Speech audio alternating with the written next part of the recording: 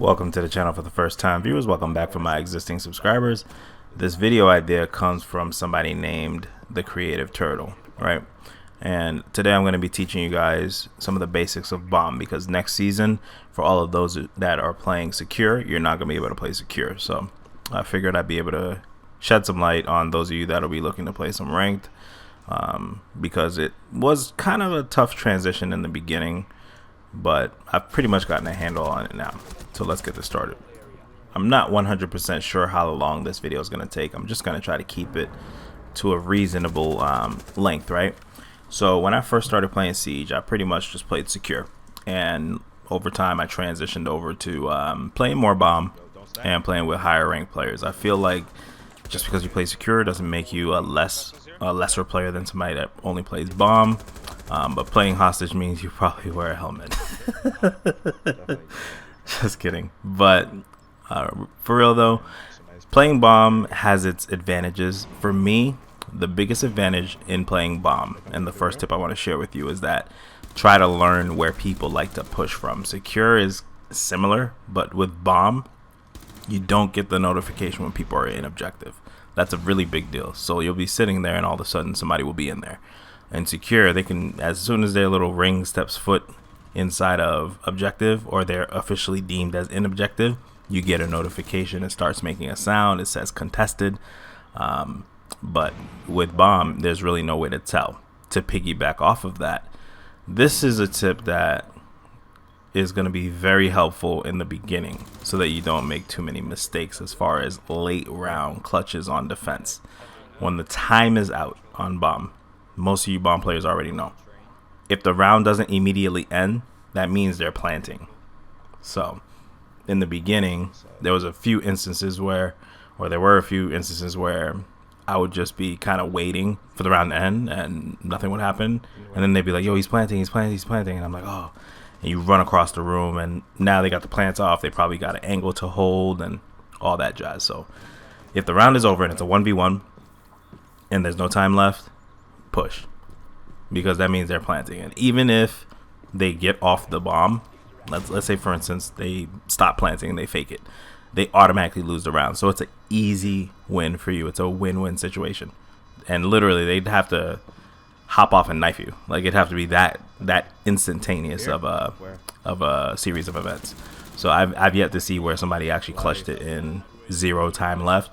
Now, if the time is counting down and you were already running, that's a different scenario. Like, if you were running and it was like 1 second switching to 0, that's not the same. I'm talking about when the time actually is at 0 and they're planting, that's the time to push. Another huge tip that I can share with you is that you should not be chasing kills all the time. There's going to be certain situations, especially in bomb, where the kills just fall into your lap if you just play, zone and area denial, and you just really pretty much stick to your guns, right? So you can create a lot of crossfires, a lot of different scenarios, because it's not only one room like in secure. There's 2 rooms, so it's like secure times 2, right? Without the notifications, like I said earlier. But in this clip here, like, pretty much went around, flanked, got a kill, and instead of chasing that extra kill, I just went for the defuse, because you don't have to get all the kills. If you defuse the bomb, you win the round. So don't ever forget that. It only takes a few seconds. If you're playing Pro League rules, it takes a little bit longer. But see how far they are. Like, the guy went outside to try to pretty much box me off. You saw me take a couple pop shots at him at the door. Missed, but obviously I don't think he would have that much time, and pretty sure he stepped on a goo on the way to me, but I don't think he had enough time to actually run through the building, take the goo out, and actually shoot me before I got the defuse off. So after I got that kill, the best course of action was just to go ahead and fulfill that defuse. Another great thing about bomb is that attackers get tunnel vision. As you'll see right here, they pretty much expect me to be in a certain spot and don't expect a flank to come around right here. And it was an easy defuse for me, because one person was just laying down waiting for me to peek closet, and the other one was just pretty much waiting for me to peek that laundry hallway. So with that said, like, think creatively, see how much time you have. If you have time for a flank and you're not the only one left, like that. Also, if they heard me going for the flank, that would have turned out badly, because all they would have done is just pre-aim the stairs and killed me on the flank. But they were expecting me in that hallway, because I threw a nitro. I engaged them already, so it was like 2 engagements, and then I pretty much came back around. So always keep an open mind of your options. That is one of the beauties of bomb, is that you always have a different approach to everything because it's not like secure.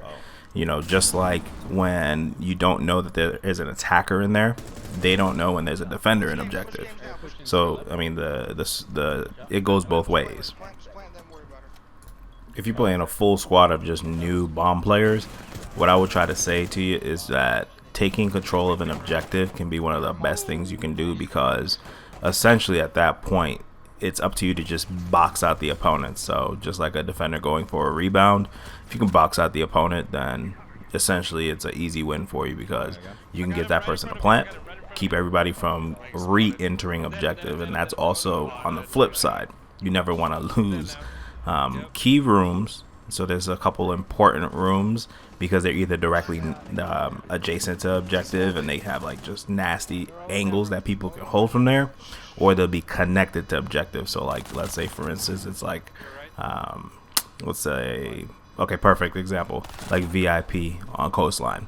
If they take control of VIP and they blow that wall, they now have free reign into the backup bedroom, and it's a much harder fight for you to come around the bed and actually engage, because they have that entire room that they can use for head glitches, cover, and just like pre-fire spots. So that's what I mean by that. So on this next clip that we're gonna see here, pretty much using Capitao to fake a quick trash can plant, and then we kind of reorganized and pushed from upstairs. So we went up there, opened up the garage, our thermite died, and at that point we didn't have a Montane, so it was one of those things where we either gonna have to slay out or just somebody was gonna have to die, and we didn't successfully bait out any nitro, so we didn't know who the other 2 people were. It was probably a mirror, I think, and probably somebody else, but either way, we didn't bait out the nitro. So essentially what that means is that person went to go plant in the trash can in the corner. It's gonna be easy dub. So what we do is apply pressure from different angles, right? It's like one person went through the back, I went down main stairs, and then we just had different angles that we were pre-firing from.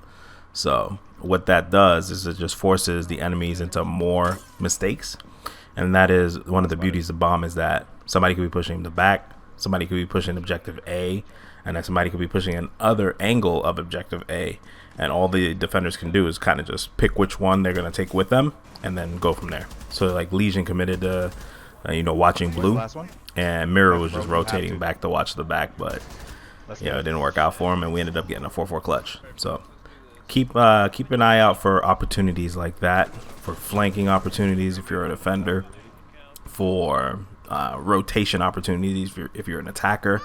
You don't have to pretty much be like a musclehead and just kind of keep going in the same direction that you're all gonna die in. Like if everybody is piled up at garage door, there's no reason that all 5 of you need to be there if you're all alive. Like one person can rotate and put pressure from somewhere else. That way they're not just picking you guys off as you cross.